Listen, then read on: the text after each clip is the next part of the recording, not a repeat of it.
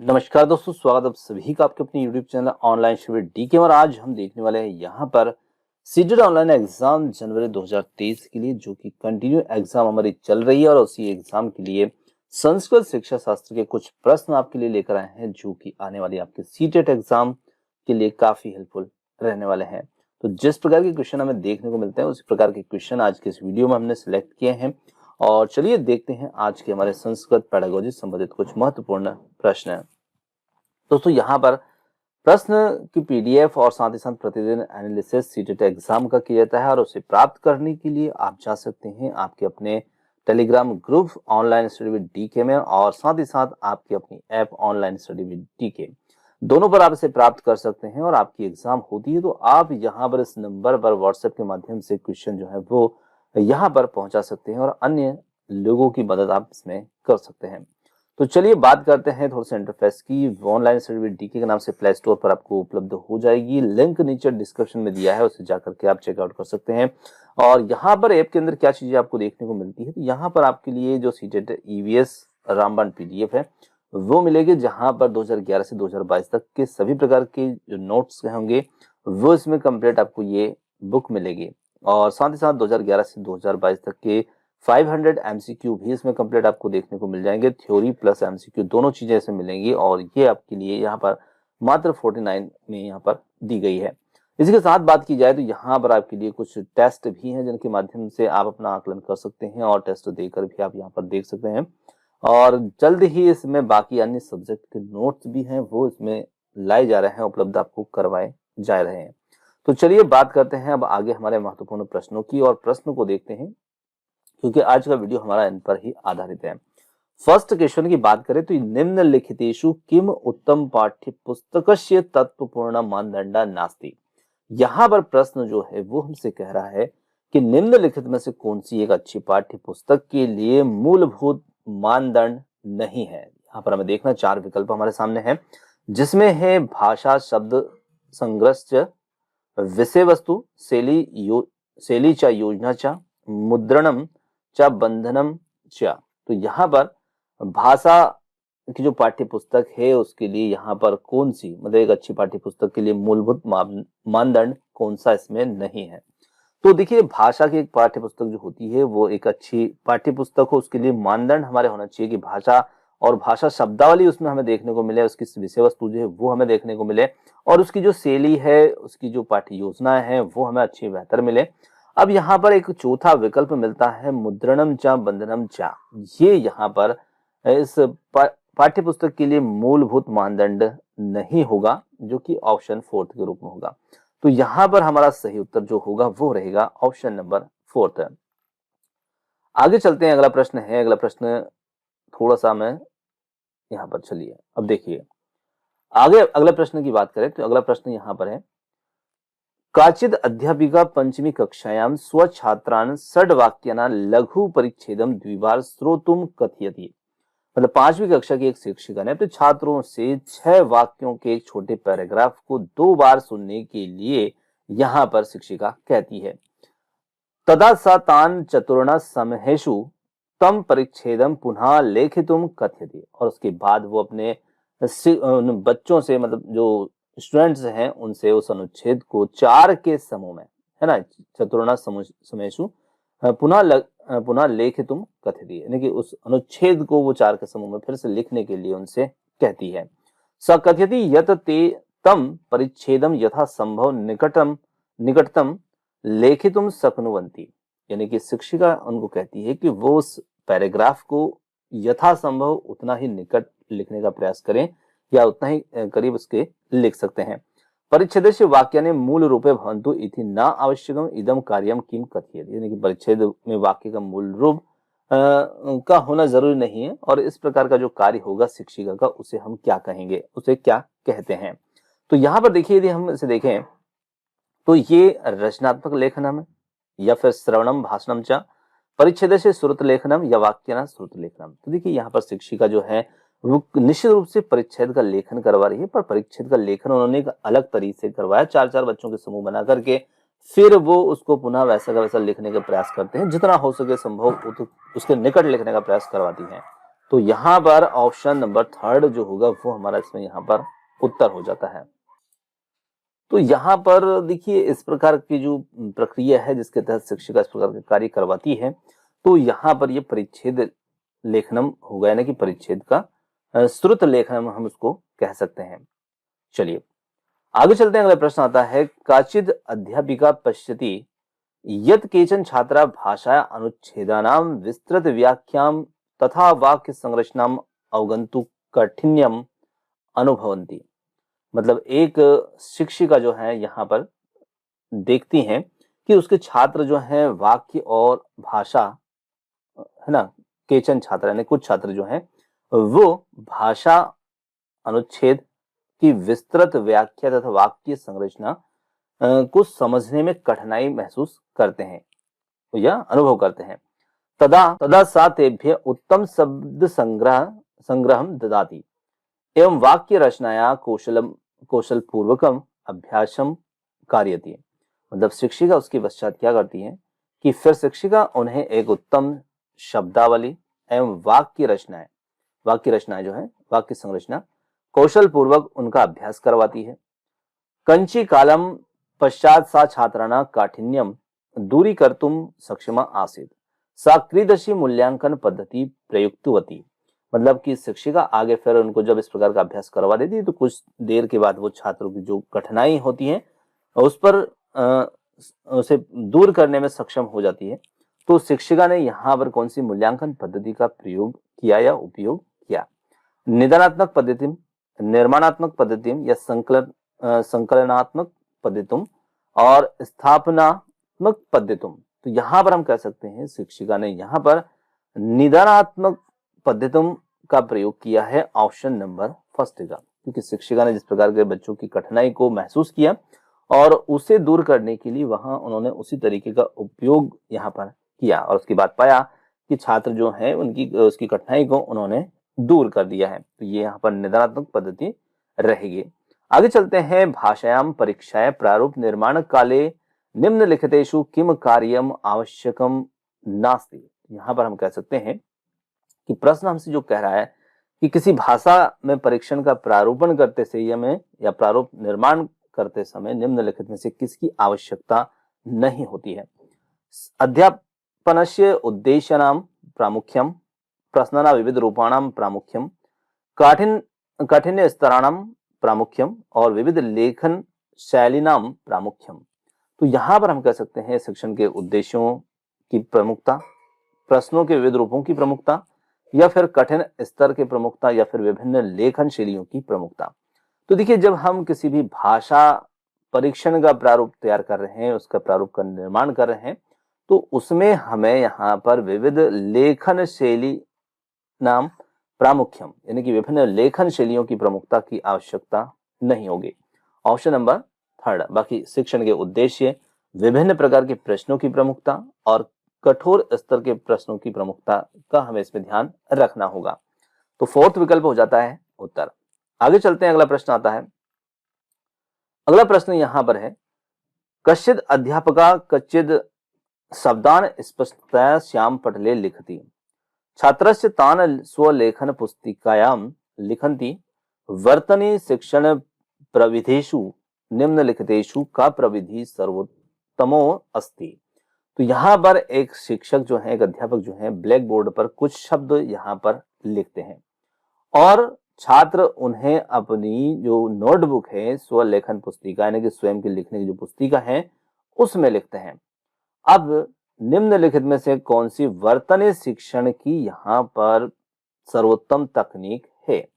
तो देखिए वर्तनी शिक्षण की सर्वोत्तम तकनीक के बारे में बात की गई, यानी कि शिक्षक ने कठिन शब्दों को बोर्ड पर लिखा, उसके पश्चात छात्रों ने उसे अपनी नोटबुक में नोट किया।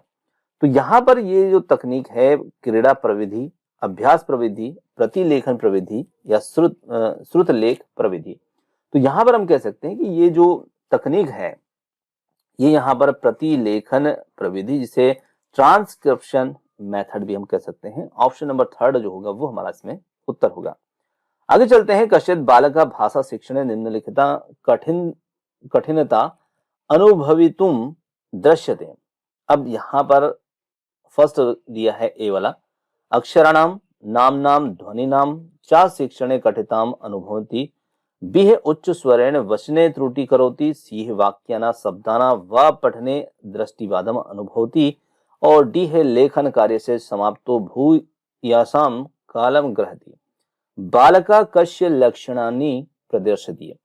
तो यहाँ पर हम कह सकते हैं कि एक बच्चा जो है भाषा सीखने में कठिनाई का अनुभव करता है। अब वो कठिनाई का अनुभव किस प्रकार से करता है, तो यहाँ पर देखिए उसे अक्षर नाम ध्वनि आदि सीखने में कठिनाई महसूस होती है।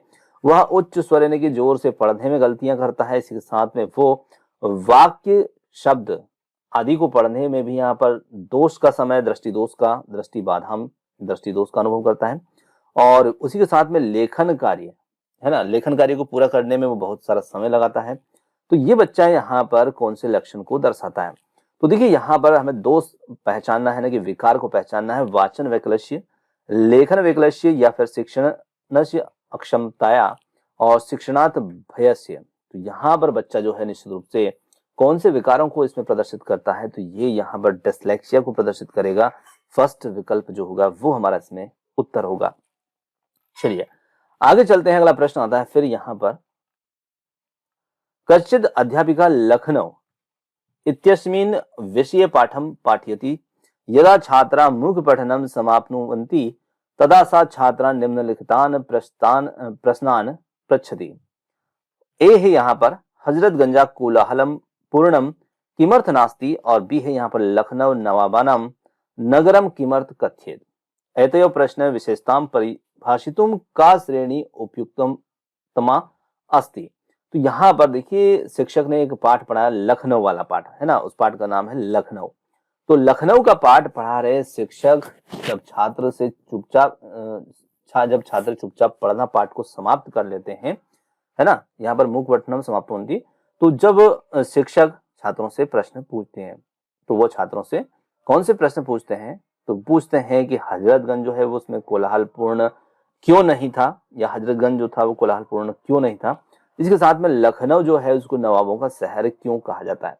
तो इस प्रकार के प्रश्नों की विशेषताओं को परिभाषित करने के लिए यहाँ पर कौन सी श्रेणी जो होगी वो उपयुक्त होगी। तो देखिए यहाँ पर प्रश्न जो है किस प्रकार के हैं, पुनरावृत्त्यात्मक प्रश्न या कालांतरित प्रश्न या परीक्षात्मक प्रश्न या बोधात्मक प्रश्न। तो यहाँ पर प्रश्न जो है वो हमारे कालांतरित प्रश्न रहेंगे, ऑप्शन नंबर सेकेंड। चलिए आगे चलते हैं, अगला प्रश्न आता है, निम्नलिखितेषु मूक पठनस्य का लाभा नास्ति। यहाँ पर मूक पठन जो होता है उसका कौन सा लाभ नहीं है वो हमें पहचानना है। इदम छात्राणा संकोचम लज्जाशीलतां च दूरी करोति, इदम छात्राणा शक्ति संरक्षति, छात्रा अर्थोदोधेन चिंतनेन च अर्थ ज्ञानम कुर्वन्ति, और फोर्थ है इदम छात्रेषु स्वाध्यायस्य प्रवृत्तिं प्रोत्साहयति। तो यहाँ पर हम कह सकते हैं कि ये जो है इदम छात्राणा संकोचम लज्जाशीलता चा दूरी करोति, यानी कि ये छात्रों के संकोच और लज्जाशीलता को दूर करता है, ये लाभ इसमें नहीं है, ऑप्शन फर्स्ट है। आगे चलते हैं, अगला प्रश्न आता है यहाँ पर, अगला प्रश्न हमारा है, आंग्ल भाषायाम अध्यापन विधि विषयकानि निम्नलिखित कथनानि पठता। अया विधि पद्धति प्रथम जर्मनी देशे प्रारब्धा, बी है आंग्ल भाषा पाठयितुम अयम विधि यूरोपे भूयशा प्रयुक्ता, और सी है अध्यापनस्य मूल मात्रक शब्द अस्ति न वाक्यम विषय वस्तु मानक प्रारूपे श्रेणीबद्ध क्रियते प्रगति पदानि औपचारिकताया क्रियाताम प्रति गच्छन्ति, और एफ है यहाँ पर सूक्ति ज्ञानम व्याख्यायाम सम्यक समावेष्टुम शक्येत। एता विशेषता निम्नलिखितेषु कस्मिन् अभिव्यक्ता भवन्ति। अब यहाँ पर प्रश्न को थोड़ा समझने की प्रयास करें, तो देखिए अंग्रेजी विषय के बारे में, आंग्ल भाषा के विषय के बारे में यहाँ पर कथन जो दे रखे हैं इनको मैं पढ़ना है। तो पहले मैं यहाँ पर बात करता हूँ, ए वाला यहाँ पर बताया गया है कि ये जो विधि है सबसे पहले जर्मनी में पेश की गई थी। इसी के साथ में दूसरा है अंग्रेजी को पढ़ाने की इस पद्धति का पूरे यूरोप में, यानी यूरोप में व्यापक रूप से इसका उपयोग किया जाता है। और थर्ड यहाँ पर है शिक्षण की मूल इकाई शब्द है, वाक्य नहीं है। और चौथे यदि हम डी वाले की बात करते हैं तो डी वाला यहाँ पर है विषय सामग्री को एक मानक रूप में वर्गीकृत किया गया है। और ई वाले की यदि हम बात करें तो ई वाला है प्रगति के सोपान औपचारिकता और क्रियात्मकता की ओर बढ़ते हैं। और यहाँ पर अगला जो है एफ वाला नीति वचन जिसे हम सूक्ति ज्ञानम भी कह सकते हैं, को ज्ञान के स्पष्टीकरण के रूप में उचित रूप से शामिल किया जा सकता है। अब यहाँ पर इन विशेषताओं को देखें तो एता विशेषता निम्नलिखित कस्मिन अभिव्यक्ता भवन्ति, मतलब इन विशेषताओं को निम्नलिखित में से किसमें व्यक्त किया गया है? श्रवण भाषीय पद्धताम, प्रतिस्थापना विधो प्रक्रियाम, या फिर द्विभाषिता पद्यतम और व्याकरण अनुवादे विधे। तो यहाँ पर हमारा जो उत्तर रहेगा वो रहेगा ऑप्शन नंबर 4, व्याकरण अनुवादे विधि के अंतर्गत इसे यहाँ पर श्रेणीबद्ध किया गया है। आगे चलते हैं, अगला प्रश्न आता है निम्नलिखितेषु कथने पठता तथा समुचितम विकल्प चुनत। यहाँ पर कथन दे रखा है मूल्यांकनस्य सयोग्यता पक्षे सहायता क्षेत्रम ज्ञातुम अध्यापकस्य अंतर्ज्ञानम परिलक्ष्यते। तर्क है यहाँ पर, इसका कारण दे रखा है लेखनस्य तथा श्रवणस्य परीक्षम सहयोग्यतम विभाज्ययुतुम तथा संयुक्त भाषा परीक्षणे अनुपूर्यतुम शक्येत। अब यहाँ पर यदि हम देखें इन कथन और कारण को समझने का थोड़ा प्रयास करें तो देखिए यहाँ पर जो दो कथन और कारण दे रखे हैं, तो यहाँ पर कथन को देखें तो मूल्यांकन का सहयोग्यता का पहलू सहायता के क्षेत्रों को पहचानने के लिए शिक्षक के अंतर्ज्ञान को दर्शाता है, और इसके पीछे तर्क दे रखा है लेखन और श्रवण परीक्षणों को सहयोग्यताओं में विभाजित किया जा सकता है और संयुक्त भाषा परीक्षणों के द्वारा पूरक किया जा सकता है। इस प्रकार से यहाँ पर इसका कारण दे रखा है।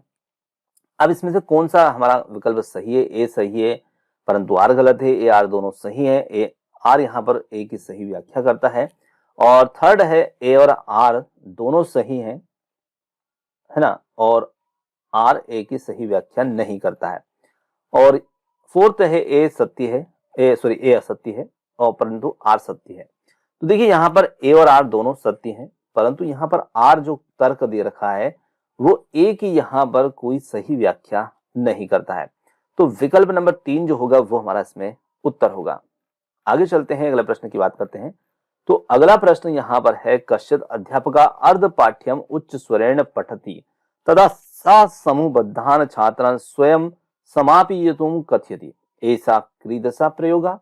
तो यहाँ पर एक शिक्षक आधा पाठ जो है उच्च स्वर यानी कि जोर से पढ़ने के बाद में शिक्षक यहाँ पर समाप्त कर देते हैं, है ना, और इसके बाद तदा सा समूहबद्धान छात्रान स्वयं समापयितुम कथयति, यानी कि फिर बाकी का जो आधा पाठ है वो स्वयं विद्यार्थियों को समाप्त करने के लिए शिक्षक कहते हैं। और यह कैसा प्रयोग है, मतलब आधा पाठ शिक्षक ने समाप्त किया और आधा पाठ जो है छात्रों को समूह से पूरा करवाया गया। तो ये अनुभवात्मक प्रयोगा, समूह कार्यम, लेखन प्रयोगा या अंतर्ग्रही प्रयोगा। तो यहाँ पर हम कह सकते हैं कि ये जो कार्य होगा ये किस प्रकार का कार्य शिक्षक का यहाँ पर रहेगा, तो अनुभवात्मक प्रयोग के रूप में रहेगा। ऑप्शन नंबर फर्स्ट होगा इसमें उत्तर। आगे चलते हैं, अगला प्रश्न आता है छात्रेषु शब्द संग्रहस्य विकासाय का सर्वोपयुक्ता पद्धति भवितुम शक्येत। यहाँ पर पहला विकल्प जो इसके लिए दे रखा है वो दे रखा है विलोम शब्दानां तथा पर्याय विशिष्ट शब्दानां कंठस्थीकरणम, दत्त प्रकरणे नवीन शब्दानां अर्थानुमानम, और प्रत्येक नवीन शब्दस्य अर्थाय शब्दकोशस्य प्रयोगा, और फोर्थ है सर्वेषाम नवीन शब्दानां वाक्येषु प्रयोगा। तो देखिए यहाँ पर हम कह सकते हैं कि छात्रों में शब्दावली विकसित करने के लिए सबसे उपयुक्त तरीका कौन सा होगा, तरीका क्या है? तो यहाँ पर क्या विलोम और पर्यायवाची शब्द याद करवाना, दूसरा है दत्त प्रकरण यानी कि जो दिया गया कार्य है में दिए गए नए शब्दों का अर्थ का अनुमान लगाना, या फिर प्रत्येक नवीन शब्द के अर्थ के लिए शब्दकोश का प्रयोग करना, या सर्वेशाम नवीन शब्दानां वाक्येषु प्रयोगा, सभी नए शब्दों के का वाक्य में प्रयोग करना। तो देखिए यहाँ पर छात्रों में यहाँ पर हम शब्दावली का विकास करना चाह रहे हैं, उसको विकसित करना चाह रहे हैं, और उसके लिए हम यहाँ पर दे सकते हैं जो भी कोई दिया गया कार्य है, दत्त कार्य है, उसमें नवीन शब्द का अर्थ का अनुमान लगाना। Option number second. आगे चलते हैं, बहुभाषिता संसाधन रूपे प्रयोक्तव्या यथा बालका बहि भाषा शिक्षितुं शक्नुवन्ति, शिक्षका बहि भाषा शिक्षितुं शक्नुवन्ति, प्रत्येक बालका सुरक्षित स्वीकृतश्च मन्यते, और फोर्थ है बालका बहि भी भाषा भी भ्रमिता भवन्ति। अगला प्रश्न जो है हमारा बहुभाषा से संबंधित है। बहुभाषिकता जो है एक संसाधन के रूप में प्रयोग किया जाना चाहिए। अब क्यों किया जाना चाहिए? क्योंकि बच्चे कई भाषाएं सीख सकते हैं, शिक्षक कई भाषाएं सीख सकते हैं, और या फिर प्रत्येक बालक सुरक्षित महसूस और स्वीकृत महसूस करता है ना। तो यहाँ पर देखिए तीसरा विकल्प जो है बहुभाषा के रूप में बहुत अच्छा वर्णन कर रहा है कि बहुभाषा संसाधन के रूप में हम प्रयोग कर सकते हैं, क्योंकि यहाँ पर हर बच्चा अपने आप को सुरक्षित और स्वीकृत महसूस करेगा। तो ऑप्शन थर्ड ही इसके लिए बिल्कुल सही उत्तर रहेगा। आगे चलते हैं। कक्षायाम कथा श्रवणम पुनः पुनः भवित्वम यथा इदम छात्राणां मनोरंजनम करोति नैतिकताम पाठयति समग्रतया भाषा प्रस्तुति कठिन शब्दान पाठयति। तो यहां पर हम कह सकते हैं कि कक्षा में कहानियां सुनाना और दोहराना चाहिए, क्योंकि ये छात्र का मनोरंजन करता है, नैतिकता सिखाता है, या फिर समग्र भाषा को समग्र रूप में प्रस्तुत करता है, या कठिन शब्द सिखाते हैं। तो सही उत्तर हमारा जो होगा, कक्षा में कथा सुनना और उसको दोहराना चाहिए, क्योंकि ये भाषा को समग्र रूप में प्रस्तुत करता है। तो बिल्कुल ऑप्शन थर्ड जो होगा वो हमारा इसमें उत्तर होगा। आगे चलते हैं। अगला प्रश्न आता है यहाँ पर, भाषा अधिग्रहणस्य अर्थ अस्ति। भाषा अधिग्रहण जो है उसके अर्थ में हमें देखना है, भाषा अधिग्रहण का यहाँ पर अर्थ देखना है कि क्या अर्थ उसका है, और वो अर्थ हमें यहाँ पर इन विकल्पों के माध्यम से देखना है। तो देखिए पहला है यहाँ पर भाषा व्याकरणस्य नियमानां शिक्षणम, दूसरा है अनौपचारिक परिवेशे अचेतन रूपे भाषाया शिक्षणम, थर्ड है औपचारिक परिवेशे सचेतनम भाषाया शिक्षणम, और फोर्थ है यहाँ पर भाषा विषयकम शिक्षणम।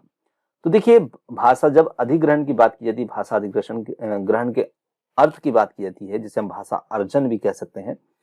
तो भाषा अर्जन या भाषा अधिग्रहण जो होता है, ये एक अनौपचारिक परिवेशे अचेतन रूपे यानी कि अप्रयासम भाषाया शिक्षणम होता है ना। इसका मतलब यहाँ पर ये होगा ऑप्शन नंबर सेकेंड। मतलब एक जब अनौपचारिक परिवेश भी होगा तो भाषा अर्जन या समृद्ध भाषा परिवेश होगा, तो वहां पर सहज रूप से ही बच्चा जो है भाषा शिक्षण सीखता है, भाषा को सीखता है।